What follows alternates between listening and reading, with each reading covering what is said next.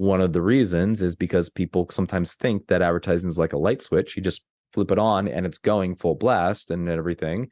And if you're like, oh, we need we're too busy, let's flip it off and everything. And it doesn't just shut off as well too. It's really like a train. You apply power to it, it starts moving, going forward, but it takes a little bit longer. And then once it gets faster and faster and faster and eventually gets up to speed and everything, then you can actually stop applying power and you'll start coasting, and then you can apply power again. It becomes a little bit easier. And if you cut the power completely, it's going to eventually slow down, but not be instantaneous as well too.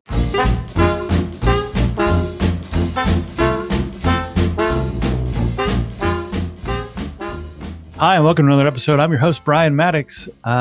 With me today, Jeff Swartz from Ethic Advertising Agency. Welcome, Jeff.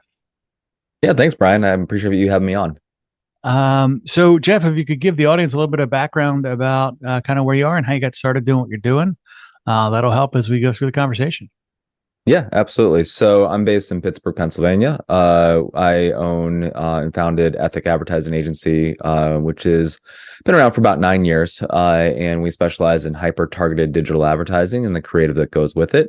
And we just rolled out into the ad tech space and created a brand as well too. That's around the geofencing space called QGM as well. So we provide the advertising services, but then we also have a self-serve kind of SaaS kind of program as well too for people who want to do geofence advertising.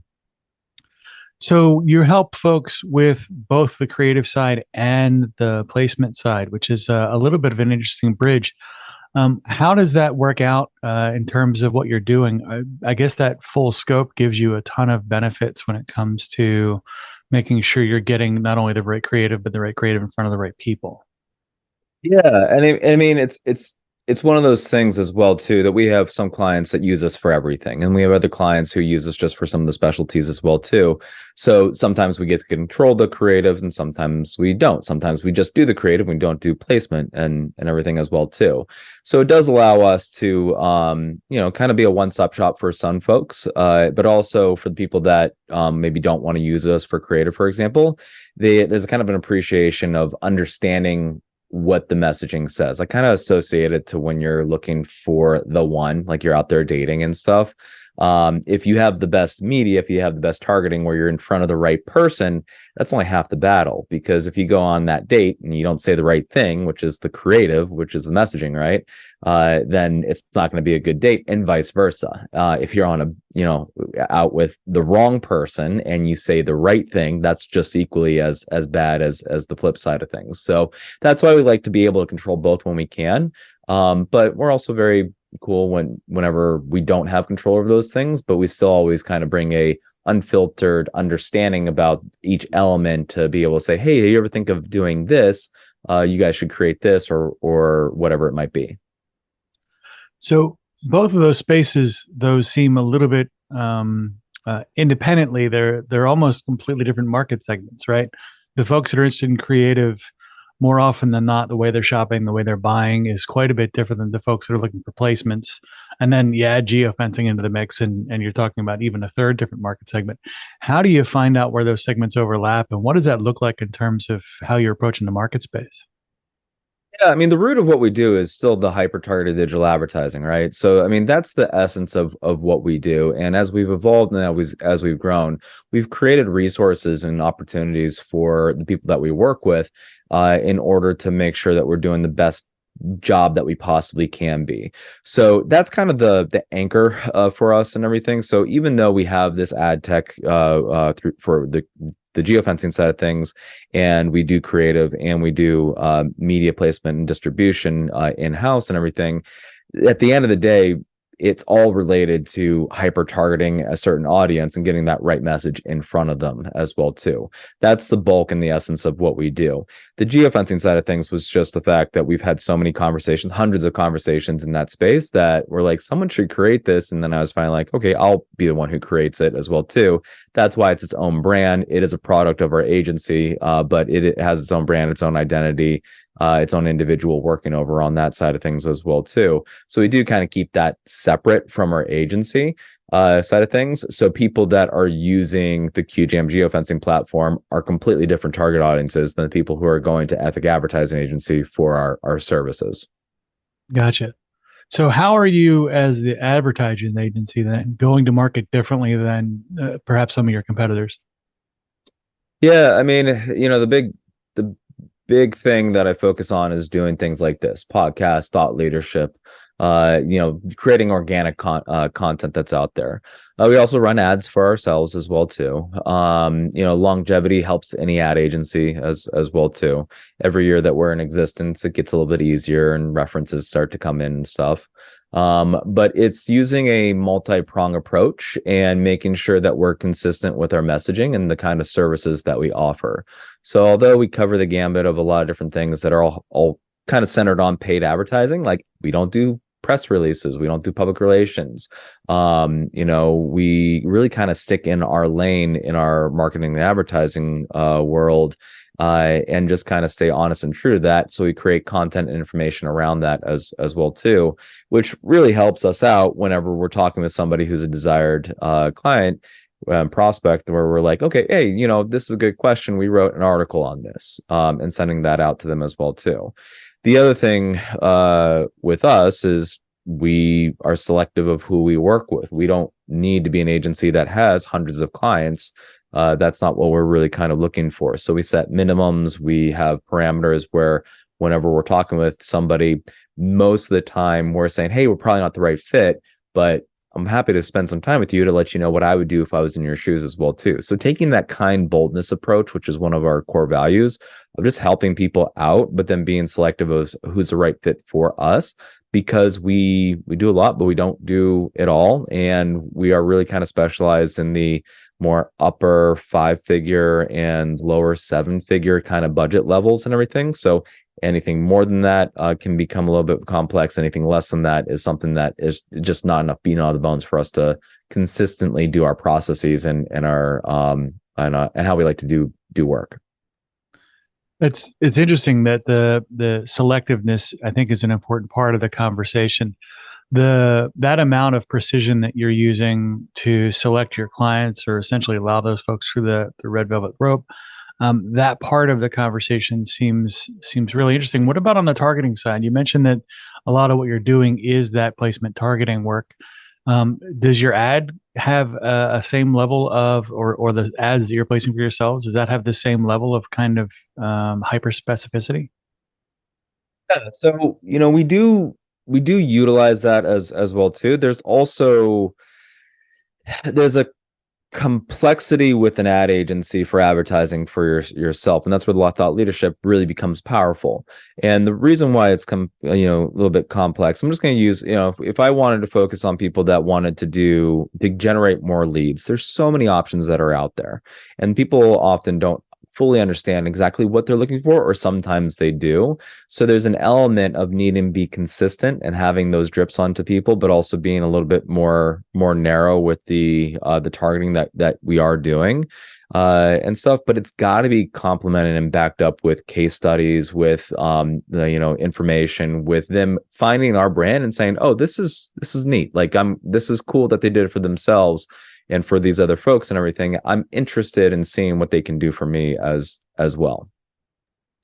So it sounds like you've committed to kind of almost a long funnel approach of really making sure that by the time they get to that buying decision, you've got a real strong sense that they're a good fit. I imagine that must help with retention as well. Yeah, retention, it does definitely help with retention, both on the employee side of things and with the client side of things as well too. So I do have long-term vision planning is something that I love to do. So I kind of tend to think in that way of taking a maybe less direct route, because I think that it's going to set me up to have more success. And that's honestly what seems to have happened, is a lot of the sweat equity that I did in the past and that I continue to build upon is really where it allows us to have leads coming into us and having all these different funnels and opportunities and everything, and then servicing them well. One of the things that, although our company specializes in more top of funnel type stuff, and awareness and lead generation and everything. Whenever I'm talking with a business, I always like to say, well, what's deeper in the funnel? Do you have any holes in the side of the funnel deeper down that you should look at first patching before you start filling your funnel even more? Because, one of my favorite quotes is the best way to kill a bad business is good advertising. You let more people know about it. And if your business isn't ready quite yet, or they have something where you're not converting all the leads that you can and everything, well, the business owner is going to be a little bit grumpy because they're spending money to generate leads, which they're hoping are going to convert into sales. And at the end of the day, advertising really is focused on generating leads. It's the website, it's the salespeople, it's whatever it might be that actually closes that sale. Advertising just gets the at bats. It doesn't actually allow you, help you, or doesn't make you swing the bat to make contact with the ball. Right. So those holes in the funnel, what do you typically see when folks are coming to you and they have those holes in their funnel? What does that look like? What are the common kind of failures in that regard? Yeah. So it could be anything from their website isn't optimized, like the first place that they usually go, people go to. I see often review and reputation management being a little bit neglected as well too, is another pitfall. Branding might not be figured out as well, or might not be as optimized as it could be. All the way to the sales process isn't quite what it needs to be. We work with a lot of service-based companies, and one of the things that I see happen every so often is that the phone isn't answered, or it's not answered in a professional manner, let's say. Stuff like that we can get them you can get the horse to water, but you can't make them drink and everything. So it's actually getting them that last 10 feet to the edge of the water and then hoping that they're going to take that sip because they're thirsty and they want to buy that product or service. So that's a lot of things that we kind of see is it's that last, 10 feet of having something that can be a small tweak and often isn't very expensive as well too, of just like, hey, making sure that good customer service is in place, or that you're responding to people's negative reviews and positive reviews and trying to collect them as well too. So it's that last kind of final step that we like to kind of see that pretty well put together. So on the creative side, right? So I'm sure that, once those holes in the funnel have been patched, if they weren't already by the time they got to you, there are folks that will be coming to you with creative they already have as well. I'm interested in getting a little bit of guidance from you on what it fails in the creative side before they show up and start doing the media buys. What are the kinds of Yeah. things in creative they get wrong? Yeah. So, I mean, different mediums have different creative that resonates differently with different audiences, right? So there's a little bit of like targeting the creative to what you're doing and what your target audience is. A lot of times, with the creative, the pitfalls might be that there's information dumping. There's too much information on there, and it's information that the advertiser knows is important. But there's a difference between educating through advertising and then just giving them enough information to get them to take that next step, to get that hook in there.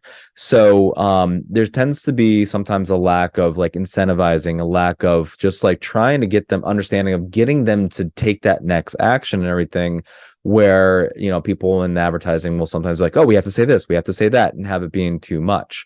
And there's certain mediums as well too. If you have more than 7 or 8 words on the screen, it's not going to get read. It's going to be too small if it's in digital or out of home, for example, or there's not enough time to kind of digest it and really kind of visualize it. The other thing with the creative standpoint is making sure that there's an alignment across the board. So if you're using multiple different mediums, that there is a similarity in the creative messaging and there's a continuity across the board with it as well. So you want the creative to be engineered for the distribution levels that you're putting out there, but you also don't want to have a social media ad look completely different than a video ad, for example, as well too. You want to have some kind of consistency so they understand it's the same brand, it's the same kind of thing that they're talking about as well. So that brand safety part of the conversation definitely factors into, the creative, the variation in creative. What are the things that when folks are, let's say they come to you and they say, can we run with this creative? What are some things that you see that you go, yeah, absolutely, I'm not going to do that? Yeah, I mean,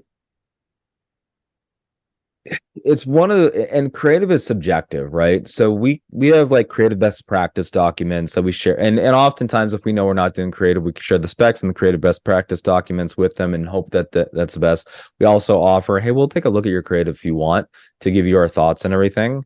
And then there's the fact that creative is subjective and everything. So there's elements where creative can work, even if it's getting in front of the right audience, even if it maybe goes against some best practices as well too. So, there are a couple of occasions where, someone has something that I'm like, hey, this is just, no matter what we're doing, this doesn't work. Or even have guidelines as well too in digital, where it's like you have to have your logo on here. Like you have to be able to have these kind of things. So we really voice that, and we would say, hey, we're not going to run this if we don't believe that it's going to work. And everything, but we don't run into that too much. Since we work with people who are going to spend, a reasonable amount of money. If someone's going to spend like $50,000, $100,000, $1,000,000, something like that. There's an understanding there and stuff. I used to run into a lot more when we were taking on clients that were like spending like $500 a month and everything, and then trying to send over creative from, PowerPoint or clip art and everything, them doing it themselves. So usually we're working with people that have some kind of background in the creative space to be able to produce those.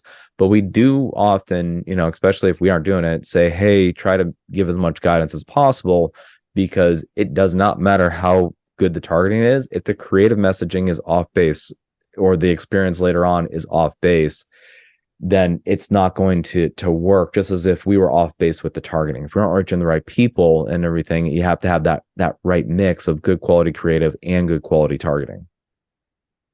So when it's all working well and it's all sort of well integrated, is there a sort of standard ratio that you would expect for paid placements versus marketing budget versus sales and marketing as an overall function? Do you have sort of rough order of magnitude guidance for what folks that aren't yet spending on this should look to spend in terms of sort of standard percentages?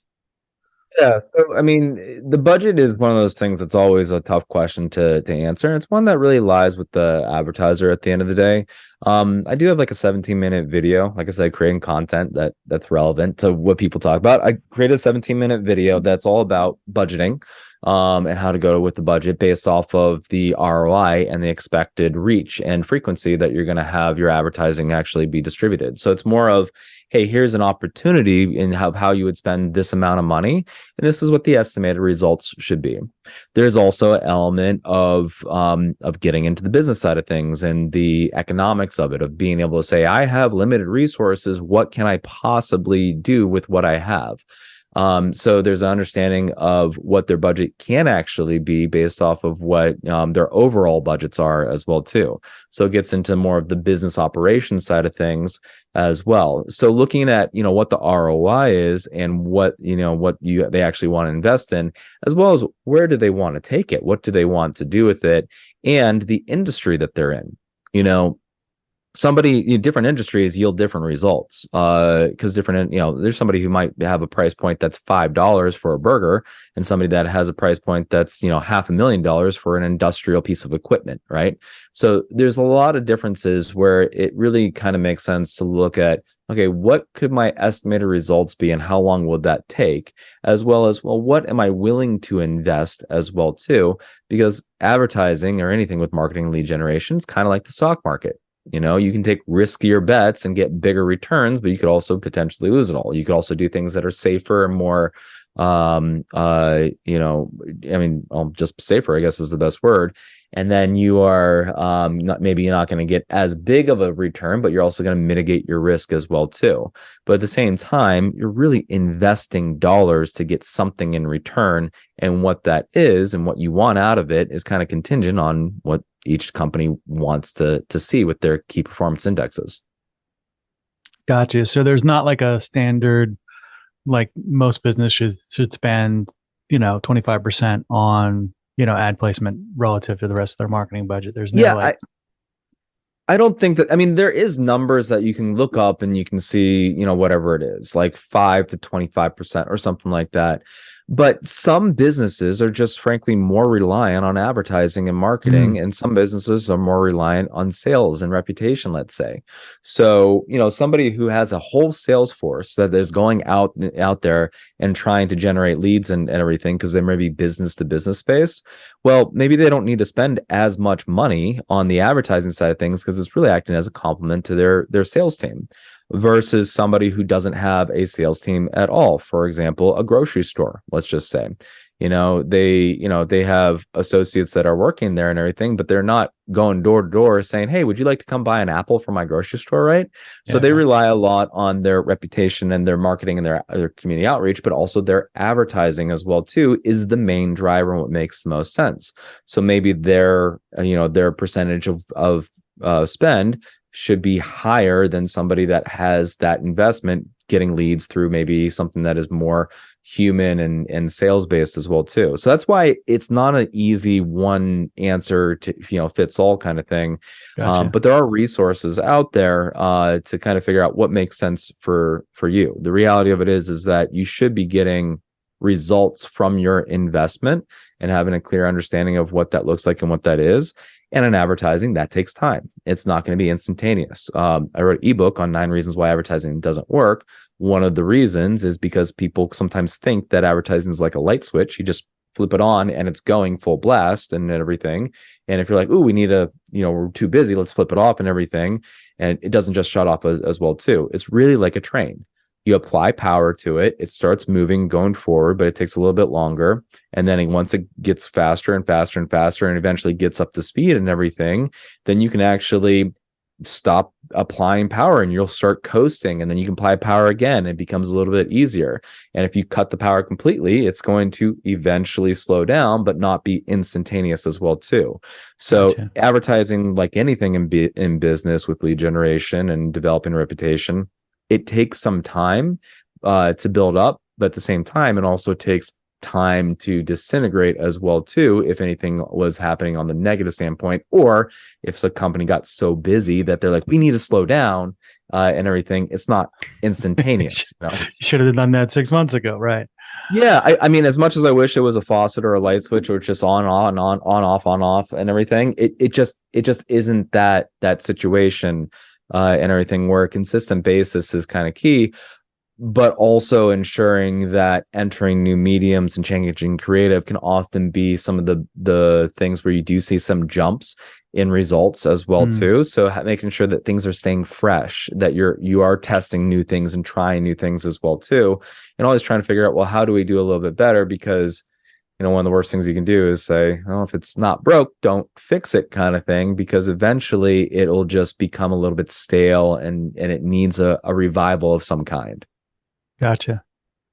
Jeff, this has been awesome. How should folks get a hold of you when they want to learn more, and who should reach out to you as well? Yeah. So, I mean, I think I mentioned it before, where, even if someone isn't the right fit for our company as a prospect and everything, I still talk with them and I tell them, this is what I would do if I were you and everything. So, I've owned Ethic for 9 years and I used to flip houses and everything. So I got the entrepreneurial side of things, but also the agency side of things as well too. So I've always called that my open door policy. So I'm happy to talk with anybody and everything. So if anybody is kind of wondering about advertising or marketing and everything, doesn't matter what their budget is or anything like that, I'm happy to find some time. They can reach out to me. They can find me on LinkedIn. They can also go to ethic-ads.com or qjam.com to see our brands as well too. And I have a profile on Ethic, and they can reach out to me there as well too. Gotcha. Awesome. And in your journey, you say you flip houses, you've got all this entrepreneurial spirit. In your quest to become, the ultimate agency owner, what are the 3 biggest things that you picked up along the way in terms of takeaways, hard lessons, that kind of thing? Yeah. 3 things, there's so many, so it's hard to condense it into 3 things and everything. But one of the main ones would be to not bottleneck the company as an agency owner, is to not have everything try to be funneled through through one person, and mainly me. And as any agency that starts out that's smaller as well too, that is always a problem. So having something and building something that's not relying on one individual, and that adds scalability, that adds profitability as well too. So I think that's a key component. Another element would be focusing on culture. As you grow your team and everything, and I've grown it from just me to 15 people. My goal is to be at 17 by the end of the year. The culture is what's allowed me to scale and grow and do it efficiently. I feel as well, and have it be a place that is a better place to work than other ad agencies, which is something I'm very proud of. That helps with consistency and longevity and people wanting to do good quality work for us. And then the third thing is, a lot of times people get into, having an ad agency or running an ad agency, and they're coming from doing the work, doing the day-to-day stuff and everything. So educating yourself as a business owner is, I think, immensely important. Figuring out, well, how, and seeing if you like it as well too, because if at the end of the day you're like, I just like to do the work and that's what I'm passionate about and everything, there's nothing wrong with that. But the person doing the work cannot really always be the person who's running the ship as well too, depending on the size of the business and everything. It can to some extent and everything, but eventually that has to be relinquished to other people, which is a hard thing to do. But that's why processes and making sure that you're educating yourself and trying to figure out how to be a business owner or an agent or run an agency is excessively important. I feel like a lot of people don't come from the entrepreneurial kind of space to get into this and to lead agencies. They come from more of like, hey, I know how an agency works, or I understand advertising, and then they take those kind of leaps. But educating yourself on how to run a business is the third thing to, I think, be successful. Awesome. Jeff, I think those are all outrageously solid points. I want to thank you for being on the show today. I'm sure our listeners will enjoy it as much as I have interviewing here for this podcast. Thanks so much for coming on. Yeah, Brian, thanks for having me on anytime.